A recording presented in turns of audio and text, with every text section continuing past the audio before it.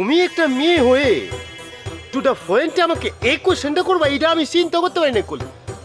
হ্যাঁ শুনো, একটা কথা বলি, সমাজে মেয়েরা হচ্ছে সবচেয়ে অবহেলিত, সবচেয়ে অসহায়, তাদের শিক্ষার সুযোগটা সবচেয়ে কম, বিভিন্ন ক্ষেত্রে তারা ছেলেদের থেকে পিছিয়ে থাকে, অসহায় হয়ে থাকে। একটা মেয়ে যদি শিক্ষিত হয়, স্বাবলম্বী হয়, তাহলে তাদেরকে কেউ কখনো অসহায় করতে পারে না, তারা স্টেপ বাই স্টেপ আগাইতে থাকে টু দ্য পয়েন্টে। বুঝছো না এগুলো?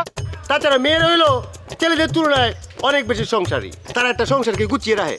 সেই ক্ষেত্রে বলা হয় একটা মা যদি শিক্ষিত হয় তাহলে পুরো ফ্যামিলি তার বাচ্চা কাচ্চা শিক্ষিত হবে। এটা তো নর্মাল বিষয়, এটা বুঝো না কেন?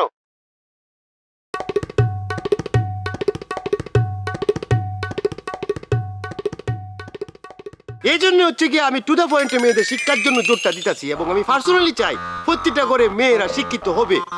ফোনটা রাখো, পরে কথা বলবো তোমার সাথে আমি, ঠিক আছে?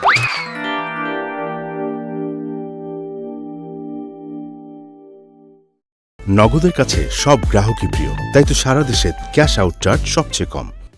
এদেরকে মানে আমি কেন মেয়েদেরকে শিক্ষা দেই, শিক্ষা দেওয়ার জন্য চেষ্টা করতেছি, এটাও কিন্তু তাদেরকে বলতে হবে আমার।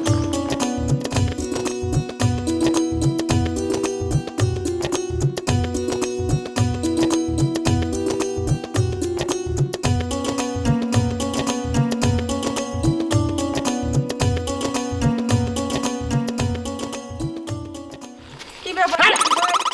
কিডা? দেখতে পাচ্ছিস না আমি কিডা? তুই এখানে কি করতিস?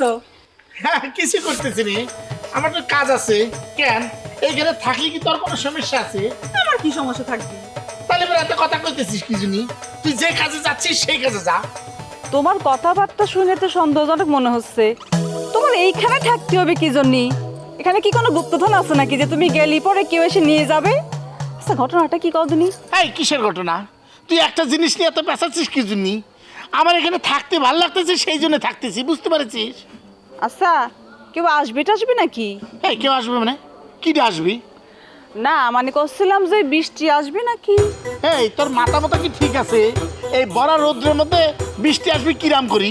ওরে বাবারে, আমি এই বৃষ্টির কথা করছি না, করছি যে তুমি যার জন্য গলায় দড়ি দিতে গিয়েছিলে না, সেই বৃষ্টির কথা করছি। নগদের কাছে সব গ্রাহকই প্রিয়, তাই তো সারা দেশে ক্যাশ আউট চার্জ সবচেয়ে কম। কি ব্যাপার, তোমরা দুই ভাই বোন মিলে কি করতেছো? হ্যাঁ, কিছু করতেছি না দুলা ভাই। আপনি কেমন আছেন? আছি, ভালো আছি। বাড়ি চলেন।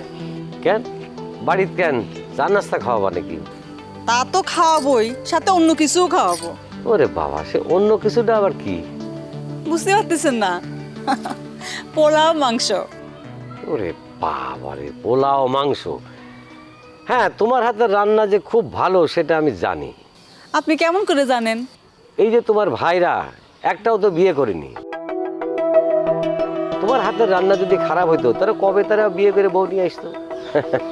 আচ্ছা শোনো, আজকের বাড়িতেও যাব না, চা নাস্তা ওই পোলা মাংস কিছু খাবো না, অন্য আরেকদিন খাবো না। হ্যাঁ, তো ওই কাজলের সাথে একটু কথা বলার দরকার।